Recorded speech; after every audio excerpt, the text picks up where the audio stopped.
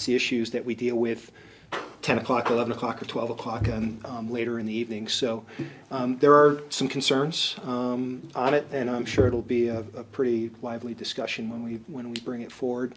Right now, I think it's tentatively scheduled for the 12th, but we'll see how timing works for budget issues and stuff. It might be at a later meeting.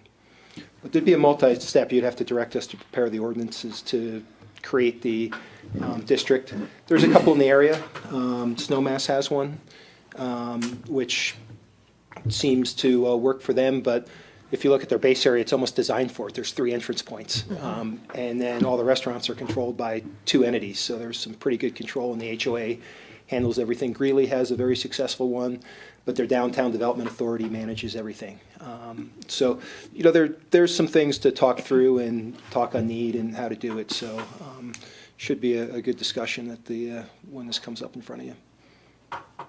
Well, we'll look forward to that discussion then, since it's going to be could be contentious. Oh, hey, Ben, yes. I just have comments not on that. Okay, good. I met with the Carbondale Child Care Coalition group. Just they requested sort of a follow-up meeting. If you remember, we met with them about 6 months ago now on the general topic of what can we as a town do to make it easier to expand child care, early childhood especially, options in town. And so that was Gretchen Brogdon and Angela Lowry, and we met with John Laybourne from staff. They had been to that topic we had referred to P&Z specifically around parking and whether it should be an allowed use or any kind of use, even with special use permit in the industrial zone. Neither of them was able to go to the P&Z meeting. I don't think that there was maybe as clear like, here's what the Board of Trustees was really looking for. So it sounds like P&Z didn't, I don't know how to say that. P&Z basically said, no need to change anything. So they'd like to come back to us, not just on that, but just kind of to make it full circle. You know, they came to us, we referred it to P&Z, come back to us. So I'm proposing that we hear from them at the January work session. It sounds like from Jay and Dan, there's some room on that agenda, according to our emails. I think so. We can tie that down okay. later. So just if there's support from the board to hear from them again, I think it'd be a brief item, and it might mean that we refer it back to P&Z with a little bit clearer direction. It might mean that we just say, okay, that's, you know, is there anything else we can do, and maybe that's the end of the issue, or maybe we go in another direction. But would other board members be supportive of hearing from those folks again? Well,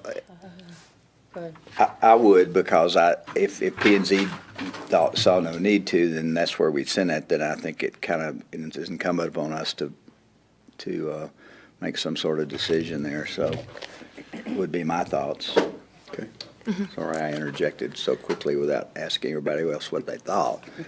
Heather? Did you talk to Michael or anybody? No, I Janet? haven't. I mean, Jay was there as sort of the representative of that process, and that's, you know, he kind of said, yeah, they said we weren't there, and he said, yeah, they talked about whether it should be allowed in an industrial zone and decided it shouldn't, and but they didn't. You don't know the minutes are in whether this packet. Yeah, and it looks like it's a just very like they didn't brief, really have the background to it. I mean, I guess I'm just curious to if we got it, but then we kick it back to P&Z versus maybe giving them a little more background and having them have a discussion again before we have it back here. I don't know. Do you have any direction you could give us on that? What your thoughts just are? to clarify, John was at the meeting, not myself. right, and he was with us too, so he was kind of saying that. So it was my understanding that, you know, P&Z didn't get real excited about this topic of changing the allowable uses. I'm not clear on how in-depth a discussion that was. I wasn't part of it. Yeah, I think Ben's representation was probably accurate on how John gave it to him. and I think if we were to, I mean, I hear what you're saying, Heather, that, you know, if we could kind of redirect it, but I feel like we would need to give it that clear, the board wants you to consider these things for these reasons kind of direction. I think it just might not have had that clarity. Yeah. And I don't know if we could give it that without us discussing it again. You Gotcha. know? Like, I think we didn't give it the clarity last time, so I don't know if we can give it that clarity unless it's our board giving P&Z direction on it. And I think it's also worth, P&Z was one avenue that we needed to go down toward what are the obstacles. And I think there are other questions about what role does the town want to play, if any, in helping promote that. But yeah, I could touch base with Michael Durant as well. I'll do that. Well, why don't you do that, Ben, and then get to Jay, and let's see if we need to bring it back. Anybody else? So I have a note here for to ask that I announced for the on air about the art space visiting Carbondale next week on the housing feasibility study. It's art space is the nation's leading developer in the creation of live-work artist housing for creatives. It was on the front page, I think, of the PI today, I saw, and it'll be in the Sopra Sun this week. So there's a public meeting on next Tuesday from 7 to 9 at the 3rd Street Center. And we'd like to get everybody involved in this if you can be there and talk about this, because it's one of the things that we need to try to do a good job on is the housing, community housing in Carbondale. So it's important issue.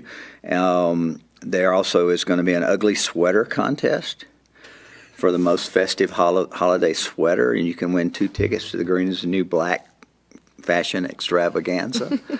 So anyhow, next week, and so keep your eyes open for that. And then I actually just real quick did a ride around last night with Aaron Humphrey, who is a lighting consultant, to look at our lighting, what's in compliance, what's not in compliance, where we've done a good job, where might we not have done a good job as we could.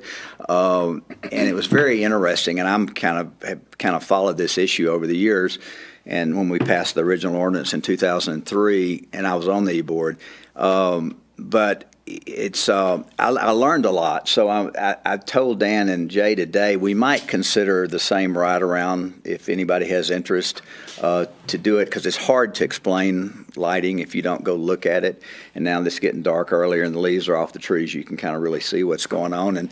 And one of the things I found out last night that I had never heard before is those sodium lights, which are the ones that kind of give off the yellow glow, that the EMTs and police and fire don't really like those because they don't show color well.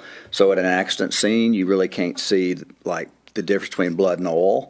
And which I have never even thought about, but it was kind of an interesting. So that's another reason to retrofit those as we can.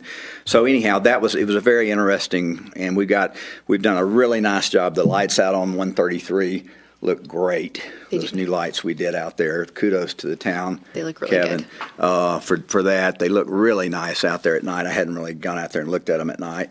Downtown looks really nice, but we do have some stuff that's out of compliance, and some of it could be fixed by timers and stuff that wouldn't cost a whole lot of money. But anyhow, just something to be aware of as it's now getting darker earlier, and you probably see those lights a lot better. Marty? Yeah, just a quick mention. Friday is First Friday. It is the tree lighting. It's KD&K's Labor of Love auction at the Village Smithy. So there are a lot of things going on around town, so I would encourage people to get out and enjoy. Yeah, Marty, thanks for saying that. I should have mentioned that. Yeah, this is one of our larger First Fridays this Friday. So, and there'll be the horse-drawn carriage and Santa. So, yeah, and Santa. And no ice skating this year. That's Rarely in December. Wear shorts. Wear shorts. Where is our attorney for attorney comments? I know he's got to be here for exec session He'll be here later. later. Okay. Because I asked you today if you were going to make him stay the whole meeting. You said you were, and he's not even here. And that was before I found out about his kid's basketball game at 5:30. Oh, okay. So I got he'll you. be here at All right, 6:30. so nothing we need to cover there that you're aware No, we're of. good right Okay. now. Thank you. So the first thing on our agenda then after attorney comments that we won't have is special event liquor license for Carbondale Clay Center. I think I have 2 on there. Oh, well, We also have the cup auction on Friday. You're only on once, but I'll let you do No, two. your art gallery is under consent that already passed. Oh, it did. Oh. Okay, awesome. Not the special Okay. event, just the. Yeah, it's at 201 Main, in the pop-up location across from Fat Belly Burger, and it's our annual winter fundraiser. Okay. Kathy, did you have anything on this? No, they do it every year, so. Okay, and it's this Friday. So the Carbondale Clay Center. And so can I get a motion then for approval on that? Move to approve the Carbondale Clay Center special event liquor license. Second. All in favor, say aye. Aye. So, aye from me too. Okay. So that's approved 650. And thank you, and we'll Thank you, guys. We'll see you Friday. see you there. Have a good event. And then we have the next thing on the agenda is a special event liquor license for Wilderness Workshop. Is anybody here to present that? I guess Sloan's taking the night off. Kathy, anything on that? No, I think it's fine. I think the application's in order and, it's just a couple of drinks. It's not like it's a huge party or anything. Well, I wish I was Time better they've at done it. scrolling through here so I could see and tell when it was. Do you mind, Kathy, saying when it is and all, because so I don't scramble around on my. It's on December 6th, from 5 to 9 at the 3rd Street Center. Okay. So can I get a motion from the Wilderness Workshop special event liquor license? I would move to approve the special event liquor license for Wilderness Workshop for December 6th. Second. All right. Motion by Erica and a second by Ben. And all in favor, say aye. Aye. So that's approved 5-0. And then the next thing on our agenda is we go through this fire district intergovernmental agreement for fire and life safety issues. Sure. And Jay, you're going to do this? So this is something we've been working with the fire district on for 5, 6, 7 years, is to actually more formalize our fire inspection services, who does what as it comes to codes. This agreement basically has the town keeping all our authorities, but then we are contracting with the fire district for certain inspection services, formalizes the plan review process and how that works. The calls out how we enforce items if someone's in violation. The fire district this past year brought on an employee to do more of the fire inspection. We've always had the fire marshal from the fire district side, Billy Gavette, do the plan review and the building permit side. But now they've brought on a staff member who about 25% of his time is to actually do more field reviews of existing businesses and where we may be trying to be proactive on fire prevention issues. After the fire district's bond issue passed, I think they're a little more secure in this agreement. It was passed at their November board meeting. As I said, this was kind of our draft with very few modifications from the fire district. The only thing they wanted was a shorter time period for a cancellation clause, 90 days, where originally it was 180 if they don't have the funding or something changes, which is fine. So we recommend this be approved. We're very happy that after multiple years of working on this, we've actually come to a formal agreement with the fire district on how we're going to handle things. We think this is a pretty big deal for us. And a relief for our building official because it defines these roles better than what our current codes have. And it sounded like today that this was a kind of a win-win for everybody, that the fire district had kind of been waiting on to make sure their tax issue passed and they had the funding, and it's good for our, like Jay said, from our staff perspective. And they're absorbing the actual inspection costs themselves instead of us funding it. They also kind of remain control of the employee and the oversight of that side of it. So there's, some trade-offs on that, but we're not increasing our budget contributions or any sort of contributions to the fire district as part of this. They collect a plan review fee when they look at plans that come through the town, but the rest of this is revenue and expense neutral to the town. Okay, Great. Is this public or no? No, Okay. it's not public. So does anybody have any questions or thoughts or? on that. I mean, it seems pretty straightforward. My only question would just be it seems like the main thing is that the plan review process, right? That what you're saying, it clarifies that. Do you think that from a applicant point of view, when they're submitting plans, will this make it seem like a more streamlined process, or about the same, or less streamlined because now they have to submit some things at town hall and some things at the fire district? This is, the plan review process is how we're doing it currently, so it doesn't change our present activities. The real difference in this is the fire district being more proactive on the inspection of current businesses. Okay. And kind of formalizes that process. But how the actual building review and building permit process, that's standard to how we're doing it, and it just calls that out in the agreement of our current practice. Okay.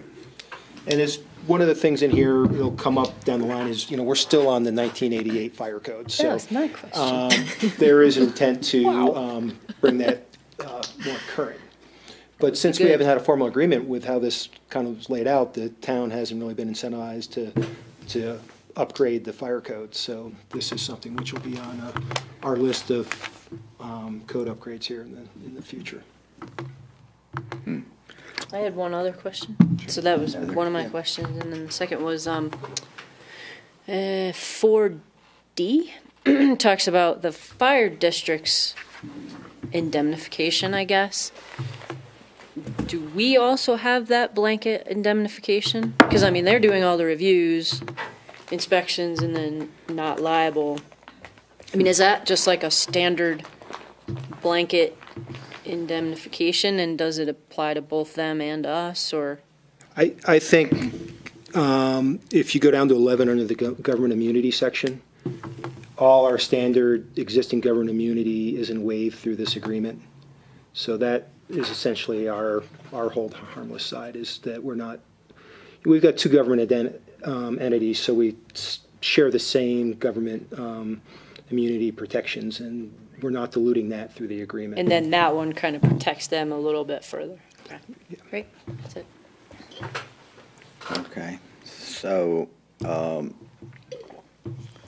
sounds like this is something that, we should get done. And then what's the timing, Jay, on the changing the, coming up from the 88 code? You know think? what, I'm not sure. We're working on a schedule right now on our overall building codes to move to the 2015s. We have a consultant funded through the Code Council working with Plano. Whether this happens with that process or not, I'm not positive, because we've got to spend some time with the fire district and decide which one's the best one to go with. Many of the life safety features for new construction are part of the building codes themselves. So this doesn't mean that what's being built in town is not current to fire codes. It just means technically we're on the 88 code on the fire side. But most of those alarm systems, sprinkler systems, those are all in the regular building code too. And so did we invite Ron and Rob to the meeting tonight? I'm not sure if there was a formal invitation, but I did let the district chair know that we'd be talking about it. Oh, that would be Mr. Schilling, right? That would be one of our employees, yes. Who will Well, I be guess they could have signing come this had they agreement wanted, with- right? Yeah. Okay. Well, Ron, we miss you, and Rob, and Jean. Okay, so anybody make a motion to approve this? I would move to approve the IGA for fire and life safety services. I'll second. So we have a motion by Erica and a second by Marty to approve the Fire District Intergovernmental Agreement for Fire and Life Safety Services. All in favor, say aye. Aye. So passes unanimously. And John, you're up earlier than 7:10, as Kathy told you. Good thing And so you're going to present our agreement to do for the microgrid. Thank you. Make the presentation on that. This is an updated proposal from what was in your packet. We did some meter analysis today.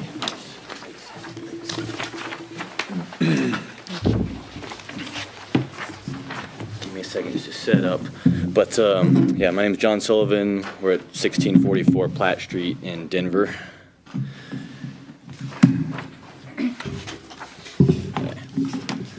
So I think you guys are pretty well versed in rooftop solar and on-site solar. Seems like a pretty solar-friendly community overall. There's a new model called Community Solar, which I'm not sure if you're aware of or not, but we'll talk a little bit about our company.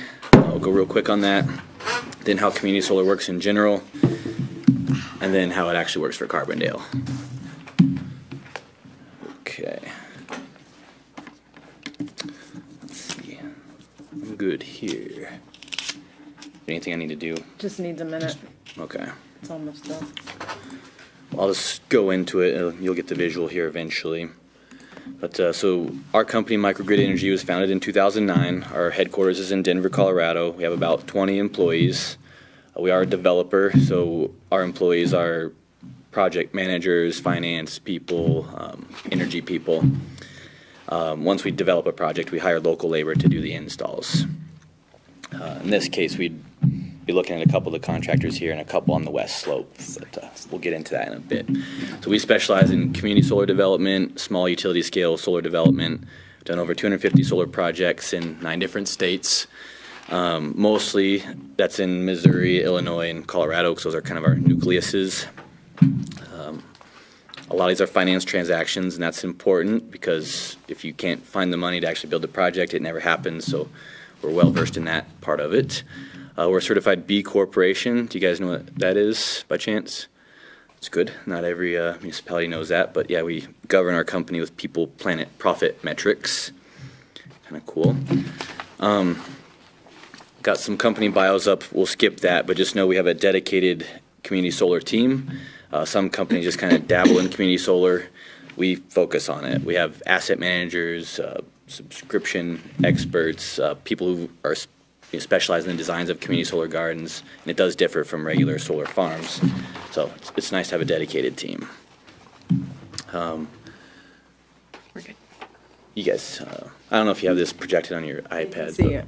Oh, you guys can see it? Okay, On the side, good. too. Yep. So these are some of our clients we've worked with throughout the years. Usually it's corporate clients, but we have a lot of school districts and municipalities as well. That's kind of been our niche, is small commercial type stuff. We just completed a portfolio of rooftops for Whole Foods across the nation. That was a big contract for us. Then Amazon bought them, so they stopped us mid-contract, but we got to finish a few dozen stores before that ended. We just did a couple carports for MasterCard, and those were pretty neat projects for us. All right, so on to what community solar is. This is a 3-way agreement between Xcel Energy, you guys, which would be the subscriber, and us, the solar provider. And so what it allows for is, instead of having solar on your site, on your roof, or next to your building, it can now be remote. It can be a mile away, it could be 50 miles away. So you subscribe to a portion of the solar garden. Xcel allows us to connect to their grid and dump the physical electricity onto their grid, but they allow the kilowatt hours that your share creates to then credit your Xcel bill. So some rules that we play by are that no one entity can take more than 40% of the garden. So that keeps someone like Walmart from taking 99% of the garden or 100% of the garden. 5% of the garden must be dedicated to low-income individuals. We have to have at least 10 subscribers per garden. So again, all these rules are just meant to spread the benefits across the community. These are rules that were passed with the law several years ago when people were thinking, how can we bring solar to everybody instead of just people that can afford it? So they came up with all these different rules to make sure it was evenly distributed across the community. Can I just clarify, so is that state law or is that your company's rules? That's state law. Yeah, good question. It's called the Solar Gardens Act. I think it was passed in 2013. Okay, thank you. Where rooftop providers would find rooftops that didn't work for structural reasons, or they're shaded, or if you're a person that lives in a skyscraper condo in Denver and you just wish you could go solar, how can you participate? If you're low income, how can you participate? If your roof is already maxed out, but you still use more electricity, so forth. So they came up with this program. So we size your capacity based on your last 12 months electric usage. And another little rule that governs us is wherever our solar garden is, the subscriber has to be in the same county or an adjacent county. Okay, so why even do community solar at all? So it started from Amendment 37, which I call the 30-20-20 rule. That's where the Colorado voters in 2004 passed that they want more renewable energy. So 30% of our state's electricity has to come from renewable sources by the year 2020. So Excel now has to comply with this. So they come up with a lot of programs, solar programs, wind programs, and slowly comply with this law. So community solar is just yet another program they've come up with. So rooftop solar, I think it's great in terms of bringing power directly to the people, but it's inefficient from a scaling up perspective to make real change. Utility scale's great in terms of making big impact environmentally, deploying a lot of solar, getting economies of scale on the construction, but all the benefits go to the utility because it's just a little power plant or a big power plant that they own. And community solar is just right in between, where we get economies of scale on construction, we build a big project, but the benefits actually go to the community, the subscribers. So I kind of like that niche or that middle ground. So we work with local municipalities, businesses, schools, residences. Anyone can subscribe to a solar garden. There's no upfront cost. You pay month to month for the kilowatt hours produced. You save money beginning the first month. So it's almost kind of a no-brainer just to start getting solar credits on your bill and save money. There's no maintenance. We take care of everything. We need to take care of everything because if we don't generate kilowatt hours, you guys don't pay us. So we're incentivized to take care of everything. So overall, we're building 13.9 megawatts of these projects. 5 of those megawatts will be located locally, so a couple in Mesa County and 1, maybe 2 in Garfield County. Quickly about the technology, we use one-axis trackers, so they start facing east in the morning, track with the sun throughout the day, facing west in the afternoon. It's just a more efficient way to produce kilowatt hours. Kind of cool. They're low profile, quiet, no pollution, no on-site employees, no traffic, no hassle. I know this isn't a hearing about that, but it's just neat to know where your electricity would be coming from, your credits. We look for land sites next to Excel's 3-phase distribution grid. We hope that it's flat, we hope that it's affordable, and kind of in the 5 to 15 acre range. So in the case of this project that you would subscribe to, it'll be in Antlers, Colorado, which is just down I-70 from Parachute before to Beck. Very small town, but the array would be off I-70, be able to see it as you drive by. Okay, so how it actually will work for Carbondale. It starts with a meter analysis. It looks like I need to update one little figure on here, but I'll wait for now. But we looked at all of your meters. There's 39 different meters that you are in charge of. We look at all those, and each meter has its own billing class or tariff type. So those are all on the right-hand side on that table. And that little red box is the type of meters that you have in your meter mix. C, SG, and SGL were most of your meters, and so that just means Excel bills those type of meters in different ways. And therefore they credit you in different ways with this solar garden thing. So 7.2 cents, 6.9 cents, 10.2 cents, that's just the revenue that those meters generate. So we look at that, we look at how much electricity they use, and we can come up with a proposal of how much we can offset and what the economics would be like. We couldn't use meters that are small meters, 1 kilowatt or smaller, and then there's a lot of meters here in town that are already offset by solar. So we had to not target those or just target a portion of what's remaining. So we went back and forth with Clear a lot because Excel's data wasn't quite trued up, but Clear's data was, so we went back and forth, and we now think our proposal's in a good place. All right, so this, I don't think you could see this table, but it's on the very last page of your proposal. These are the 39 meters that we looked at, and some of those we couldn't target, so it just says below minimum. Those all add up to 213 kilowatts that we would be subscribing you to.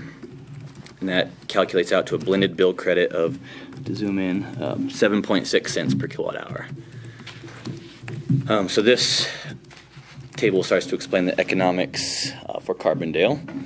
So for every kilowatt hour produced, Excel credits you 7.6 cents. we charge you 6.7 cents. So that's 0.9 cents difference. So it's a fraction of a penny. But when you multiply that 0.9 cents times the amount of kilowatt hours we're talking about, it ends up being some decent savings. So in the case of Carbondale, that would be about $3,600 savings in year 1 and about $211,000 over the 20-year period. So decent. The graph in the lower part there, the orange is representing all the money saved over the years. That orange trend line is at 3.1%. That's how fast we predict Excel's energy rates to go up. Therefore, your bill credits to go up also. And then the blue, we have a 1.35% escalator. So as time goes, they should diverge even more. So there'd be more year-on-year savings. So that was a pretty fast crash course explanation, but just we'll get to questions, I suppose. Yeah, but I guess tonight what we're shooting for is just to say yes to the program, yes to the general concept, and I think I'll be working with Jay and Erica perhaps and the CLEAR team to do the final true-up of the amount. And then, Thanks, John. That's very interesting, and I'm sure, and Erica's our go-to on this, obviously. So, yeah, for several towns. Jay, did you have anything to add? Yeah, just a couple things. You know, as you're aware, we have 2 ownership interests in community solar. We actually own a percentage for the wastewater plant with Clean Energy Collective, and that's within the Holy Cross territory. We've been waiting for something to come on the XL side. So this is a great opportunity. We do about a 30% offset on the wastewater plant from the ownership side of what we own within. This model with no upfront and some savings, you know, is attractive to us because we move forward on it without the big capital expenditure up front. We looked at 2 different proposals on this, and the CLEAR team helped us, and that included other proposal from Oakleaf. These are kind of proposals that are similar to what many of the other municipalities have been looking at within the region, or at least within the XL service territory of the region, which we're right down the middle of. And so from the staff level, we're supportive of moving forward on this. I think the memo calls out it clearly meets the goals of our 2050 plan that we adopted. And it aligns with kind of the town's needs of all these different XL meters. We do have some solar offsets through power purchase agreements within the XL territory, including on the town shop, the rec center, the Roaring Fork water treatment plant. Even though it's on the other side of the tracks, it's served by XL because of the size of the service. And also on the 3rd Street Center, which we actually have the ownership interest with, but the 3rd Street Center nonprofit has the obligation to buy the power through it. So as John said, we do have some current solar offsets. So this kind of fits well into the portfolio. When we did those PPAs, we looked at all our meters within XL, and we could only come up with 3 facilities, which really, and there's a small one on the town shop too, but we only could come up with 3 new ones to do 3 years ago when we did that, 3.5 years ago. So this helps backfill the rest of the XL territory. Mark's looked at the agreement. We're comfortable with the terms of the agreement, and in fact, if the board wants to move forward with this, we would suggest authorization actually to sign the agreement and allow a slight adjustment on the final numbers after they looked at the meters today for the we've been working on this for months, and it just got to the point where it was right for the board to look at, that we had a proposal that was good to move forward on. As John mentioned, going back and forth between XL's data and CLEAR's kind of current inventory of things took a little while to get everything aligned. But we think we're in a good shape. It's a good program. Did some background checking on microgrid, and we're comfortable on the company's history. And as he said, they have the incentive to maintain it because we don't buy the power from them if it's not working. So that's kind of a quick. Mark, did you have anything else on the contract side? No, unless the board has questions. Thanks, Judy. Erica? I can chime in. So we've been reviewing proposals we at CLEAR on behalf of Garfield Clean Energy Partners.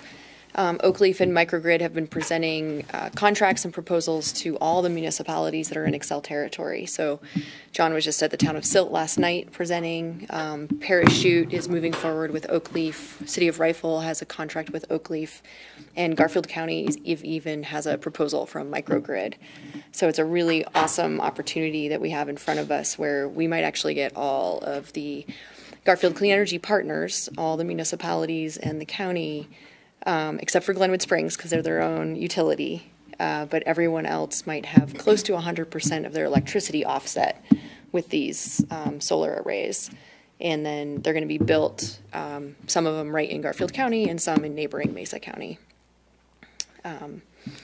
Microgrid has a unique, it's unique in their contract, and you might want to explain it better than me. This is a good guarantee. Yeah, I'll let you explain it. Yeah. Thanks for reminding me. Yeah. So there's two provisions that protect municipalities. One we're required to have, and that's the Tabor language, that if the budget isn't approved for a certain contract, you can exit that contract. So we had to put that in there. In this case, I think it's not a worry because we're something that saves money in the budget. So I think you would keep approving it. But nonetheless, the language is in there. The other thing we throw in there that's unique and special is if that graph that I presented up there, we assume that Excel is going to keep raising their rates and will diverge. But if Excel starts to lower rates, they'd have to do it for several years in a row. But if they eventually caught our blue trend line, in theory, you could be paying a premium for solar. So we added language that says if that ever happens, we would just ride the rate down. So that is, I mean, this is already a hedge of sorts. Now there's added language to protect you. I don't think you'll ever need it, but it's there. And they're the only solar developer. I checked with some colleagues that review contracts with other companies, and that this is the first time that anybody's seen this provision included in a contract. So. Great. Anybody on my right have anything to say? Ben? Two questions. One is just probably for Jay or Erica. How close would this get us as a municipality to 100% renewable for our electricity? I couldn't tell you off the top of my head percentage, but we would have a ways to go because the wastewater plant is our major user, and that's only a 30% offset. That's in Holy Cross territory? That's in Holy Cross territory. This would get us even on Excel with both our PPAs and this program, but we Erica could probably look it up pretty quickly as she is. That's okay. But the percentage, we still have a ways to go to meet those goals on the wastewater plant because that's by far our highest user, and the one which would probably most qualify for this type of program to complete it. We have not seen a project in the Holy Cross territory which hasn't been an ownership model, where we've actually bought the capacity as opposed to buying the energy. My other question is just probably for you. It seems like there's two companies kind of competing for all these contracts right now, but it also sounds like you need a pretty unique mix of subscribers to make your project happen. Mm-hmm. So what's sort of the viability of this at this stage? Like if we sign on, it seems like you need a bunch of other people to sign on to actually make it happen. Yeah, that is true. So it starts with an Excel RFP where all the solar developers put in to just try and win the ability to develop these. So Oakleaf and us and one other developer on the Front Range won that right. Here in Garfield County, it's only us and Oakleaf. That's how it starts, and then we need to find land sites to build these things. So we compete on everything for land leases, and we eventually all find our homes, and then we compete for our subscribers. So every municipality and school district. And so I think this go around, there'll be enough of those to go around for both companies, and so we're both slowly topping off our gardens. Okay. But in the future, it'll get harder and harder. We'll have to then go to businesses, and once we've used all the big businesses, then we'll go with the residential program, which we could do in theory now, but we're just a lot more administrative work for a residential garden and a lot more sales and marketing work. So for now, we're sticking with this model. And so I think we'll be fine. So we're slowly topping up, and it's not really a concern. It's something we work hard at, but we know that we'll eventually get there. Okay. And the timing for us is helpful as we work on other commercial projects in town, particularly the city market one.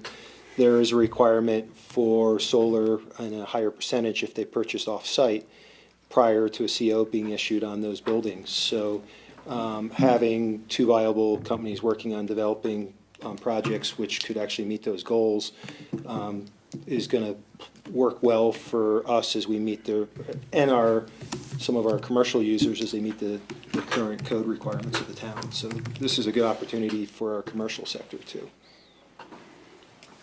Thanks. Right, well, that's really interesting.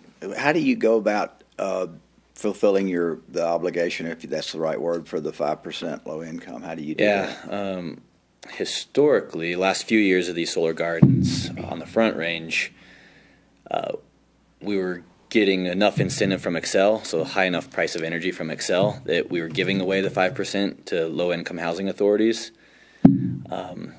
Now we've gotten so competitive in the industry, and Excel's lowered their prices they pay us, that we can't do that anymore. So we're trying to work with housing authorities that we give them a proposal similar to this, greater discount, but we still need some revenue from the low-income portion. But we work with housing authorities and try and find buildings where ideally it's a master meter, where it's, say, one big apartment complex with one meter, so we can deal directly with the housing authority, but then the savings can trickle down to the tenants. That's the ideal model, but those are getting harder and harder to find, so I think we're going to go directly to the low-income community. Yeah, and we actually just won another batch of awards from Excel. So we're going to do another 1 megawatt garden in the Mesa Garfield territory. It will be 100% low income. So it's cool that we won that privilege, and we're going to make it happen, but it's going to be a really hard one to get 1 megawatt worth of low income subscribers. So Well, good for y'all for Yeah. doing that. So it sounds like that staff is in favor of this, and the rest of the board, and Eric is, so can we, and so we can sign this tonight, if that would be ideal. I mean, if everybody's on board, and we can get a motion to approve this. I lost my picture again, but so the chair will entertain a motion to approve this. Motion to approve the microgrid contract. I'd make that motion and then just add, I think, the language around subject to. The review of the final meter adjustments. Mm-hmm. Is that clear, Kathy, on a motion? I'll second it. Okay, so the motion by Ben and a second by Marty. All in favor, say aye. Aye. So motion approved unanimously. Thank you, John. It was Yes, a very thanks. interesting presentation. Good luck. in Glad getting you all think this so. done. Not everyone thinks that. So. John, I saw Habitat for Humanity. Have you met with Habitat Roaring Fork? Not here, no. That was St. Louis, but I think it'd be a good Yeah, I agency mean, to meet with. they're from Silt to Basalt now. Basalt has 27 units. I mean, it's still only going to be a tiny notch towards. You said you have to get to Yeah, one. but we have to speak megawatt, to everybody. So, yeah, so they'd be. I would imagine they would love to at least have the conversation. Yep, For we're some Great of the idea, low Heather. income percentage. appreciate that. Yeah, we're making our list right now and figuring out how to go about that. We just found out a week ago that we're doing that low income garden, so we're now Yeah. doing the battle plan. Yeah, and then they may have, access to other ideas to help you guys meet that goal. Yeah, for sure. I'll stick around. I don't know. Can we take a 5-minute break? Sure. We're way ahead of schedule. Very proud of you. I just need to. Dan would be proud. I need to have you both sign it Okay. and notarize. Okay, so we'll while take a he's 5-minute here, break. and rather than Kathy has having- requested a 5-minute break. And what Kathy Hey, John? wants. He's gonna be jealous. Well, I don't Right? know. Missed your time. That's great budget. You're just.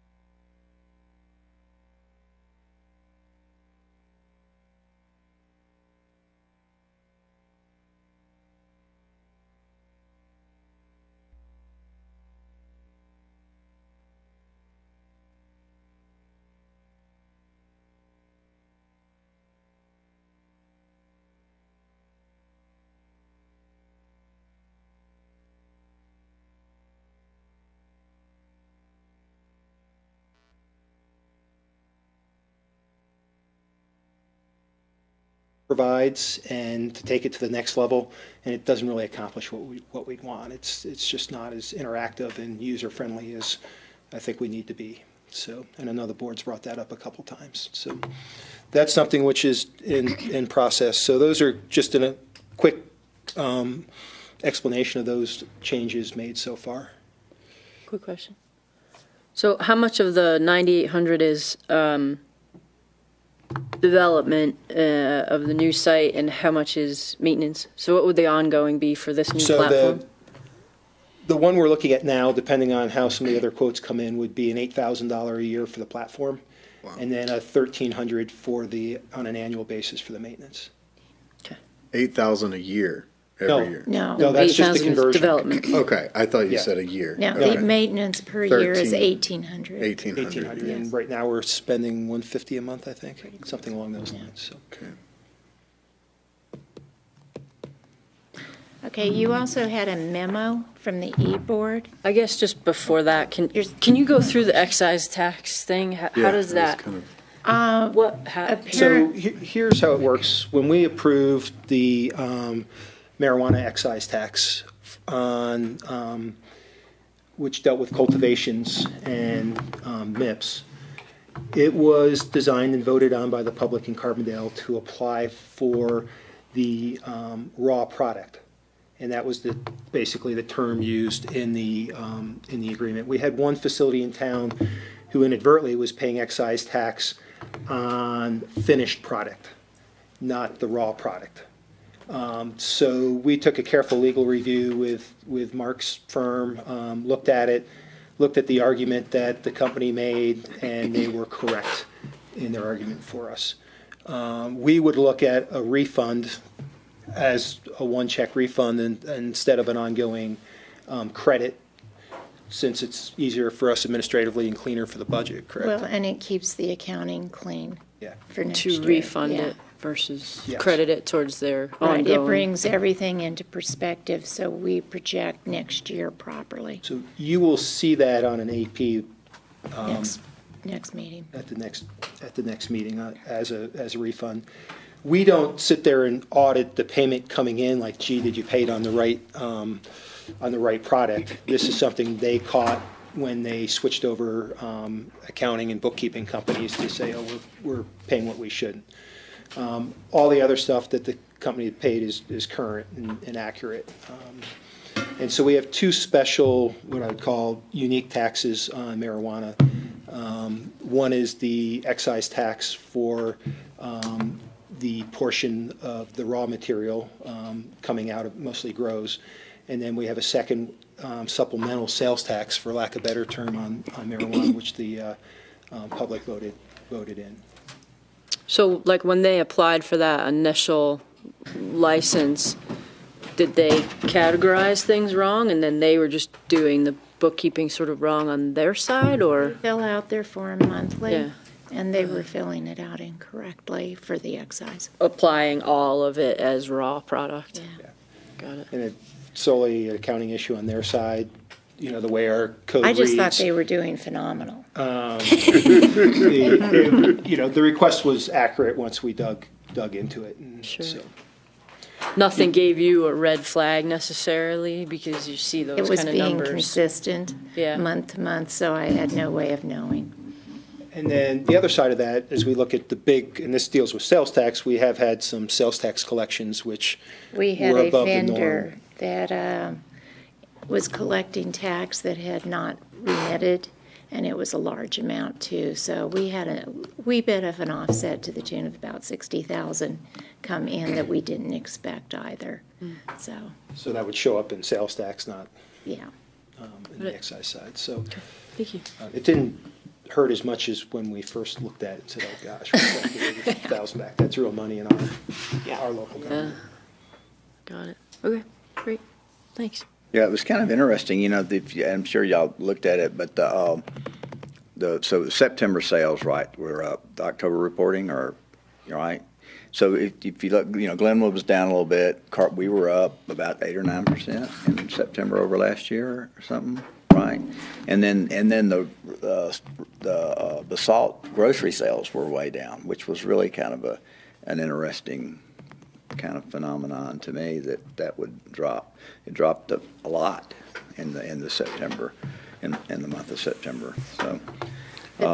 But that also gives us a good reason to give the refund now so that we can Sure. get the year-to-date correct. Yeah. So we're not thinking we're doing phenomenal, when in reality, we need to lower that expectation a bit. Yeah, definitely. Yep.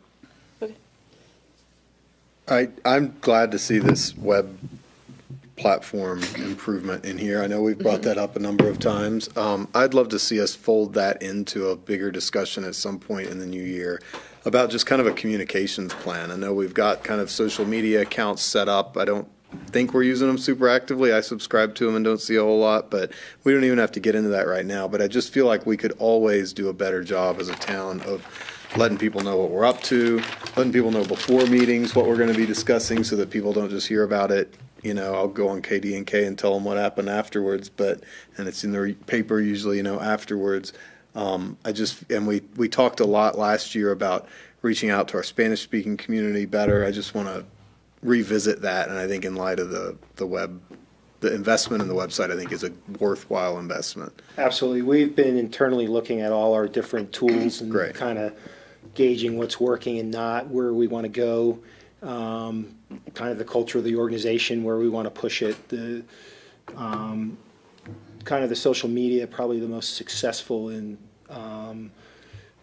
one is probably on the rec side. Mm-hmm. They're fairly active on their programming, but and then we have separate Facebook pages for Public Works, which kind of covers the general one, and PD, and those become active more based on specific issues. And in all honesty, the PD, the Public Works one dropped off a fair amount after we finished up the highway project. That was one of our communication tools during 133. That's 3 years ago now, so definitely something we need to relook at. So maybe if there's a meeting where you are going to roll out the new website or something like that, maybe we could just add a little bit of time to talk about communications in general. But I'm excited to see that. I think that's great. And we're open for ideas from the board if you want to come and talk to Angie or I, offline, outside of meetings, because within our organization, there's just different levels of folks who, utilize social media and what's the overkill, what's the sweet spot. Other experiences would help us on that. Okay. Yeah, and that would be real interesting, I think, Ben, too, for folks that if you maybe where you're going is like certain folks, if you let them know if we have something on a board agenda or any of our groups or our meetings, if we have a subject matter that comes up you're interested in, then you would get an email or whatever that, hey, you've expressed interest in this in the past, and they're going to be talking about it at the board or at P&C or. Well, it seems like a lot of things we discuss on this board involve communication, a lack of communication, even around bears and proper trash storage, and there's just things that need to be repeatedly communicated through lots of different channels. And I think we could do a better job, and I think we all agree. That's not saying we're doing a bad job, but I think we always need to work on that. So this just might be a good opportunity to kind of really take a look at it and see what we could do. But I appreciate you putting that in there and hearing us say that a few times. Okay. Renee is. Okay, for direction, the E-Board was requesting a $5,000 budget for next year. Right now, we have them budgeted for $2,000. Do we have any direction from the board on that? You've had their letter in your packet a few times. So It's included again tonight. So a little background on that. When we put together more of a specific line item for for the E-Board a few years back, it was wasn't completely revenue neutral, but it actually had a fairly decent revenue side as an offset from Dandelion Days, and that's when there was an active beer garden and some other fundraising booths, and the expenses primarily supported Dandelion Day, and then there was a little bit of funds spent for some PR campaigns, such as wood burning smoke, that type of thing. So when we dropped down in the draft budget to 2,000, it was based on kind of how Dandelion Days was being revisited as a smaller scale event, which was fine with us on the staff level. It was just narrowing it down on where we saw potential revenues coming in. So, you know, to increase it to 5,000 as they requested is up to your discretion. I would still recommend that just because there's a line item for 5,000 doesn't mean that you have to spend 5,000, and that anything which is outside of kind of the standard work plan that you look at annually with them comes in front of you for expenditures, because I think that's a good counterbalance as we deal with on any of the advisory boards which have associated budgets. Heather, do you have any feelings on that? Yeah, so I don't actually see the memo in I the didn't current either. packet. So if you have any copies, that'd be great. Or it was in the previous packet, Everything in that you did. but we can kind of throw it around. So that's exactly right. Like, and now they've traditionally, even with the Dandelion Days spending, and then some of the projects or like PSAs, things like that, it's been consistently at this kind of 2,500. And you have similar, say the tree board, you know, only has the fund of like $1,000 or something like that. So the memo they put together, I think, was, you know, as soon as you try and take it away, wait. So, And perception it was being taken away from us. Yeah, what it exactly. traditionally They haven't funded. been spending it traditionally. and Yeah. even between the two, they hadn't been spending it anyway. So the memo probably is a little confusing because in the first paragraph it references some of the waste diversion and things like that. And remember, that's an entirely separate fund completely. I was going to ask. So that's right. It's the So bag that's fund. the waste. That's the bag fund. So any of the waste diversion days, waste diversion PSAs that go along with that, like all of that is out of the bag fee fund, and we still approve each of those expenditures as well. So this is very different pieces. Some of the projects then that they have identified, though, that don't apply to the bag fee fund, I think are ones that they're looking at pursuing. So, for example, there's a grant in front of the SKICO Environmental Foundation for basically trip. What do you call them? Traffic counters. Thank you. So the traffic counters that would then sort of correlate to some of the work that we're trying to do around you know, multimodal and getting cars off the roads, things like that. One of the other projects is potentially teaming with WeCycle to do a more in-depth analysis of feasibility for WeCycle here. We saw that kind of a, you know, potential project out of RAFTA's list as well. So again, there are some legitimate projects that I think they're interested in pursuing. That was sort of their case for at least having access to the $5,000. And again, as Jay said, we approve all of the expenditures. So I think, you know, if it's really off the mark or they're not organized enough to be spending that money appropriately, then, you know, it wouldn't move forward at this level. I like where they're headed, and I think that what we asked the E-Board to do is quite a bit more significant than, say, the tree board, things like that, at times, and what they're interested in pursuing. So I'd advocate for the $5,000. I think that they're going to be working really hard this year to kind of get themselves organized around some pretty appropriate projects for the town. So that's my 2 cents. Anybody else, any other thoughts? Then I'll put in my 2 cents worth. I would also advocate for them. I think, you know, like we mentioned, the tree board, the tree board seems to be pretty pleased that over the years that they've been brought into the process more. They get to, you know, on applications for plans and stuff, where 5 years ago that may or may not have been the case, where they didn't see plans, or maybe it's a little longer than that. I mean, time kind of flies, but there was a time when the tree board didn't see things till after it happened. Now I think they see all the planning before it happens. So I get the feeling they're pretty. I haven't heard any griping from them. as long as they're getting to see the plans. And I think the E-Board, as y'all all know, I'm a greenie anyhow, so I think it's more and more important that we advocate for issues like this. And so I think if we've got a good liaison and then we've got final say, so I would advocate to go ahead and give them that, let them have that budget as well.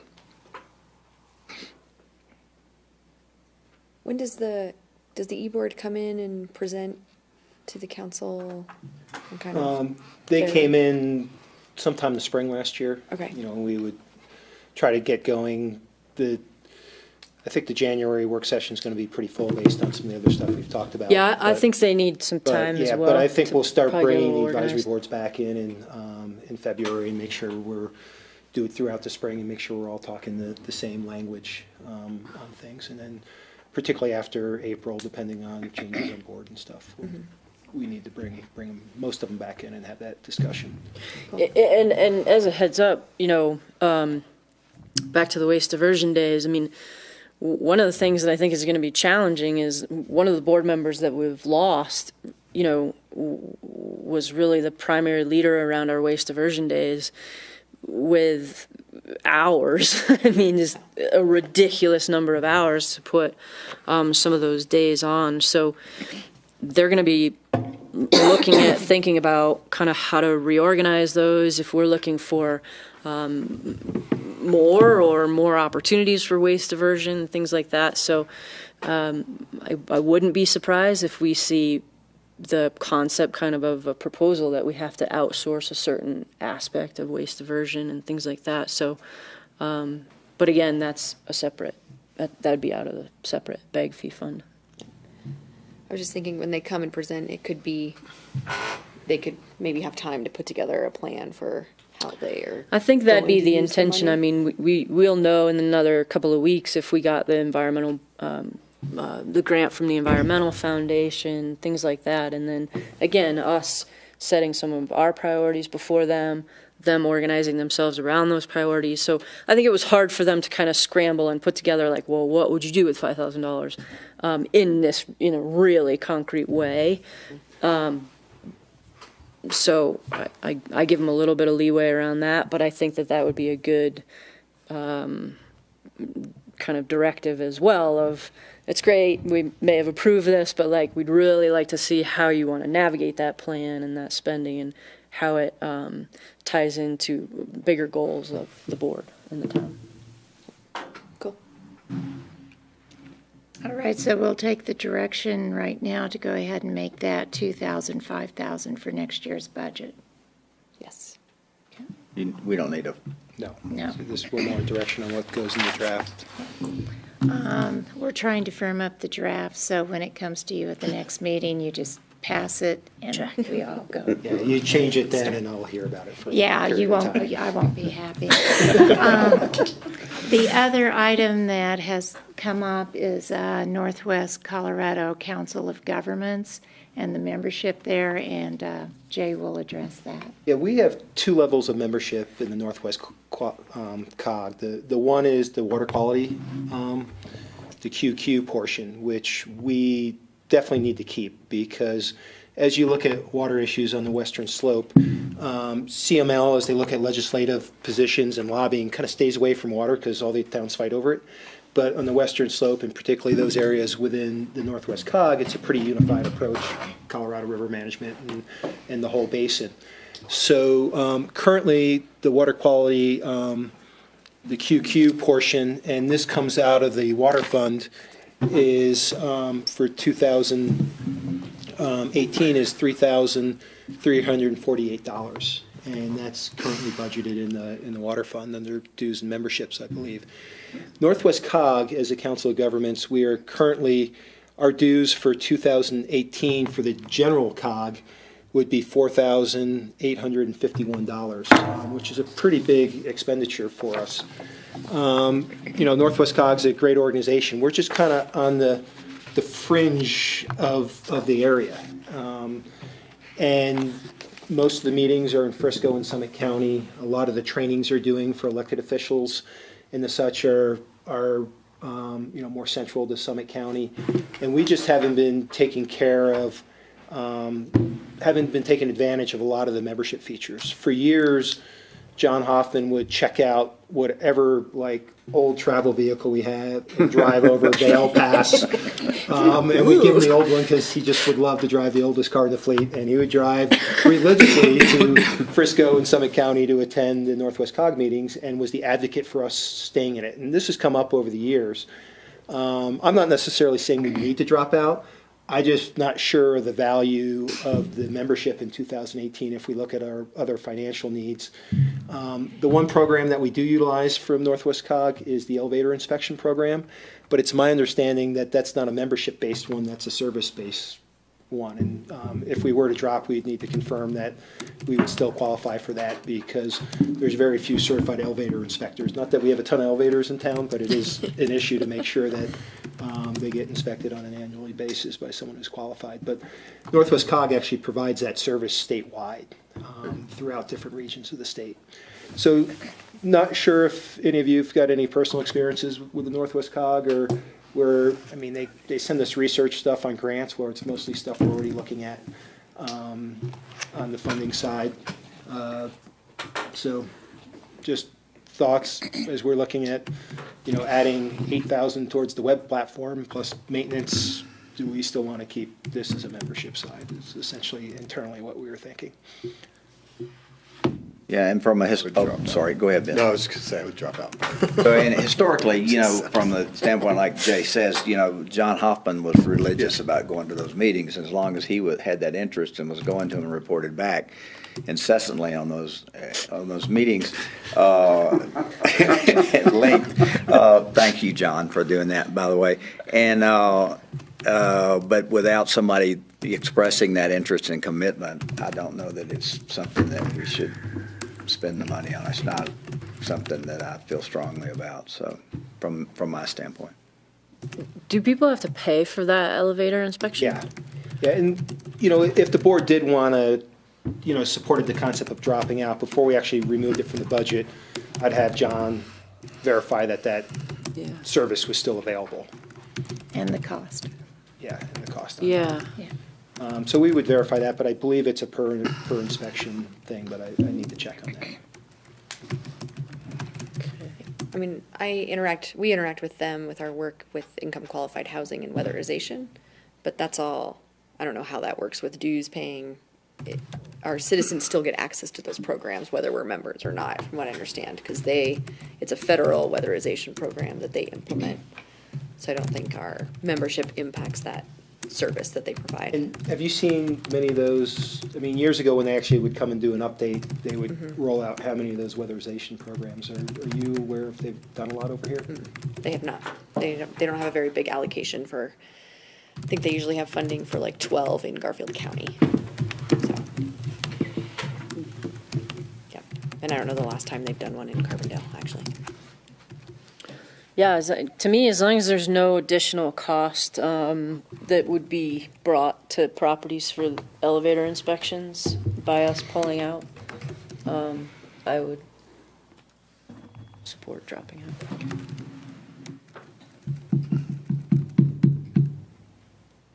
I'm going to hear about it from John. oh yeah, we probably all will. No, I'm on the board with him at Seniors Matters, so I know I'm going to hear about it from I was just him. going to say they have some senior programming they do, or what is it, Alpine Area Agency on Aging. Yeah, which is different. Right. And we pay into the senior program and our current, and that stays in the budget. That was something actually as a background, which was a county program, which then morphed into town support. And Okay. And that's all budgeted. And actually, our raft donation covers the transportation side of that. All right. All right, so that should bring us pretty well up to date on the proposed budget for next year. Does anyone have anything that they have questions on that jumped out at them before we move into the supplemental?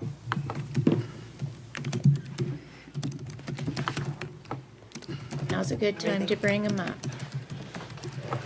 I mean, last year we had a long discussion about dipping into reserves and transferring to capital, and then it seems that what we had really done is budgeted our revenues very conservatively, and then they came in ahead of where we anticipated, so we didn't actually dip into reserve. We're going to be even, Right. it looks like, yeah. So is that kind of what we're hoping for again, that we're dipping into reserves now, but we're budgeting conservatively on the revenue side, so hopefully our reserves stay about the same?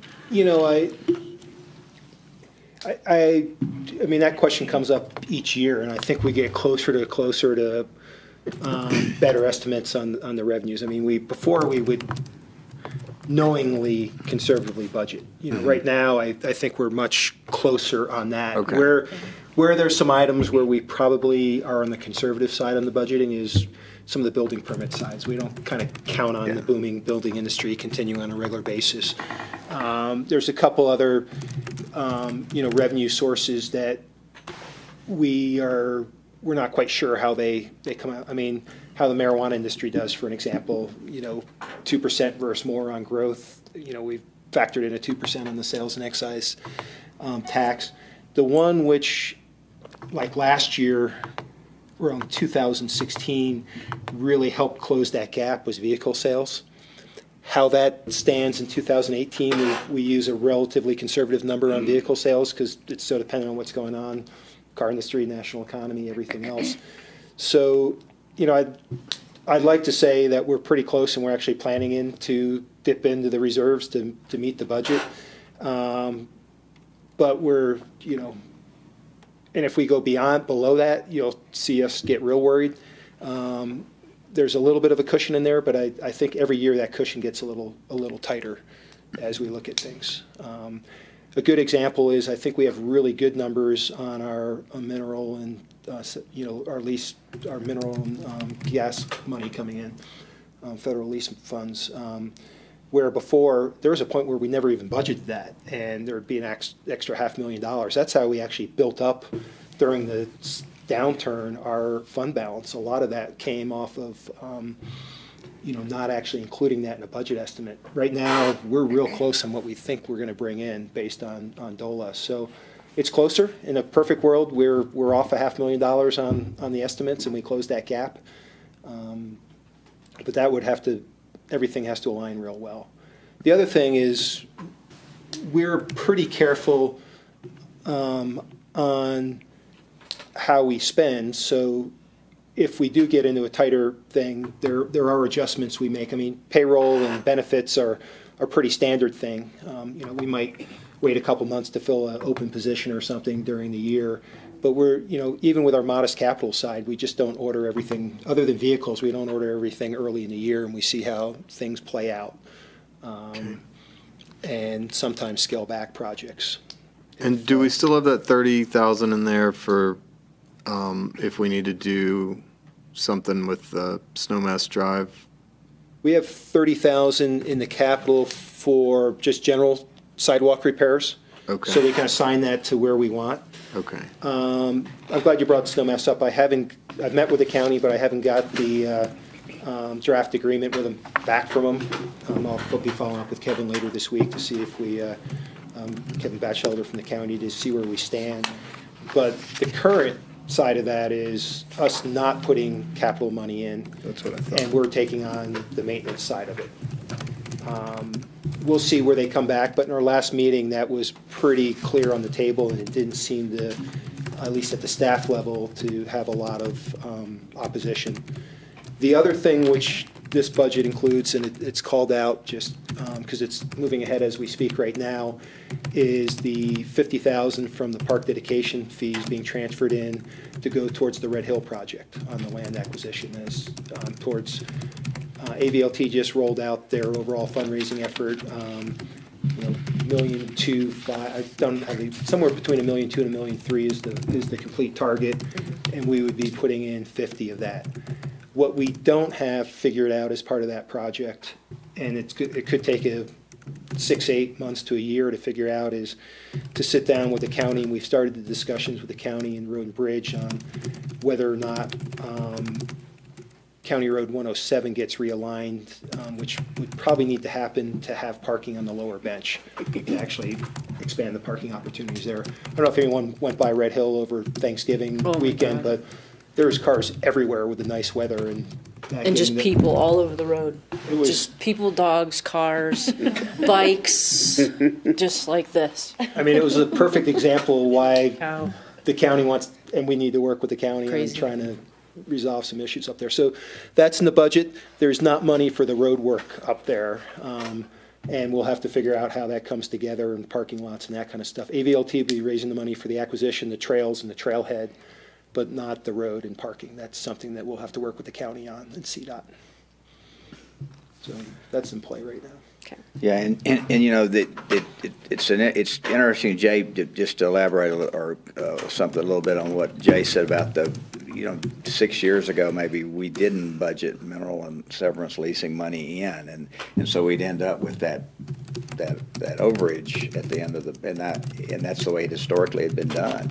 And that would go in, that's how we built up such a healthy reserve. So I guess my caveat would be to y'all is that, it doesn't bother me taking $500,000 out of reserve for capital projects. And then if we make up half of it this year with our sales taxes up or something, then since we don't have a capital fund dedicated right now, but that's something y'all are going to have to deal with in the next year or two, and it maybe have to deal with it quicker if we have some kind of downturn or something, because I wouldn't be comfortable a year from now if we hadn't replenished that 500, budgeting another 500 out of reserve for capital, not knowing what was going to happen. So that's just a little caution on that, the way I look at it anyhow. I agree. So, Marty? Yeah, well, that's something we had spoken about also previously, about the capital tax got voted down a year and a half ago. And that at some point, we would have to revisit a source for capital improvements. And instead of, to me, this is a piecemeal approach. We took $500,000 last year, we're taking $500,000 this year. It really isn't addressing the problem, which is a longer-term source of funds for capital improvements. So that's a good question, man. Well, and I totally agree with you, Frosty. That's the only reason I'm willing to do this now is because we came in over anticipated revenues, but this isn't sustainable as we knew last year. So just, yeah. The other side is with money in the bank, and I'm probably one of the more protective ones on fund balance. There's other things where making those investments out in the field and in fleet, we don't get behind. Right. What really happened in the downturn is we brought things back, we stopped spending, we built up money, which is almost counterintuitive because things were going down, and a lot of municipalities did that, but we got way behind on fleet. Like, we didn't buy a police car for 3 or 4 years, and suddenly, we're still playing catch up from that experience. So it's kind of the fine line and prioritizing it. And I think as we look big picture on the budget, how we continue to deal with healthcare costs. And granted, that's a nationwide issue, but for little us, it's our biggest financial, single biggest financial burden. And, we're constantly meeting with our insurance provider, our pool, and looking at what ways we can do pool-wide to manage costs in the valley, because those costs, it's why we have the health centers and free health care for people who go to the health centers. And we do, a bunch of employee training and stuff. We're constantly trying to figure out how to get that lower, but it's just a huge challenge on so many fronts, and particularly in this valley with some pretty isolated providers at some pretty high price points. Okay. I had one more. Oh, I'm sorry. So on the housing fund, so we have the 30,000, but that's just kind of the full transfer to the fund as well. We're gonna be having to go before each of the municipalities and sort of secure the final, amounts from everybody for the needs assessment. So, and I think I forwarded you the two, and then which one it looks like we're going with, so you kind of saw those costs. So sometime pretty soon, it'd be good to have at least a quick discussion as to our like final for sure dedication, because I already volunteered that I'd go with Dave and Bill to meet with some of the other municipalities, and between Chaffe's commitment, and then having a final dollar amount from us, I think it's going to go a long way to some of the other municipalities participating. So we don't need to do that now, but it might be sooner than later. Well, in between the 50,000 we transferred in this year, the 30 going in next year, and then over the last 2 years, we've actually had some sales with that, with some RETAs involved. So the fund balance in the housing fund is actually pretty good right now. So not that we could build a project, but there's over $300,000 in the housing fund right now. Some of that's obligated for taking care of town-owned housing stock, but we actually have some, if something came along, the board wanted to see as some seed money for participate in for leverage. participating or We actually have a something. little bit of leverage. We have money. a little bit of money, of real money there, and part of that was just timing. We had 2 or 3 of the RETAs came in from annexations and stuff that we brought in. The property next to the community school, and there's a couple others which ended up really helping that fund in the past year. Great. Okay. Well, if you could put that on the list with Dan, like I said, maybe a little bit sooner than later of how much we want to dedicate would be great. All right, so we'll go ahead and make those adjustments to the final proposed budget for next year. The supplemental budget that we'll be doing, as you know, when we do the audit, we cannot spend more than we budgeted.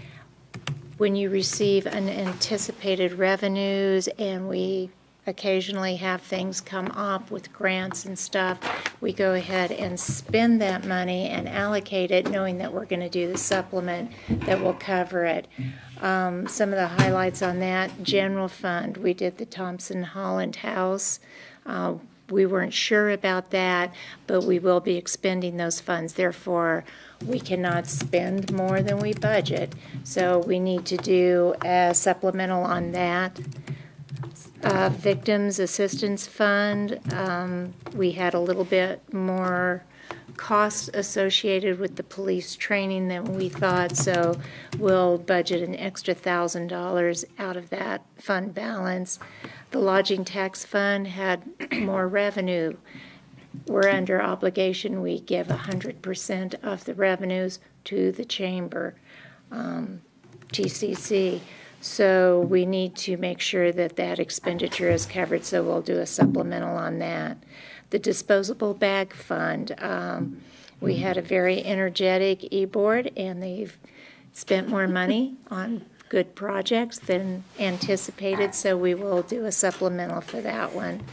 The 1% for the arts, they received a donation that supplied an app for them, so we need to budget that. We did not expect that. The housing fund, we are anticipating the grant for the arts feasibility study on that one. The streetscapes fund, the expenditures for the 3rd Street project might come in and finish up higher than we anticipated, so we'll do a supplemental on that. Community Enhancement Fund, that was the opportunity that we had over at Miners Park to underground. The agreement with Holy Cross was we could go ahead and spend the money and receive it over the next few years and build that fund back up. And the Sales and Use Tax Fund, we received money that we did not anticipate, and that money gets transferred to the rec fund and to the general fund, and a lot of that was the motor vehicle from Garfield County. So that'll be our supplemental that gets approved at the board meeting on the 12th. Any questions on that? So if you look at that, even between now and the 12th, and have some questions, call Renee and I. I mean, this is basically adjusting the budget for what we spent versus what we budgeted.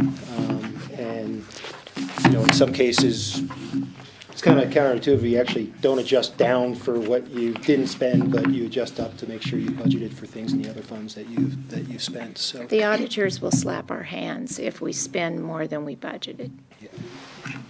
and that's not good. So otherwise than that, that'll be what you get at the next meeting you'll have your ordinances and resolutions for approval, and then we'll certify the property mill levy to the county the morning of the 13th. Thank you, Renee. Okay. Very good. All right. So this is mine. Need another break. Okay. We need to set up for the executive session. It's Okay, Kathy's I'm night. game. We're ahead of schedule, but we're. Yep. Next Thanks, Renee. week is the 31st, and then we skip. Thank you, Renee. Wow. Oh, no, Yeah, like I'm when we looking have wrong. these long months, You we mean once you get get us Right, trained? we 2 skipped. weeks off.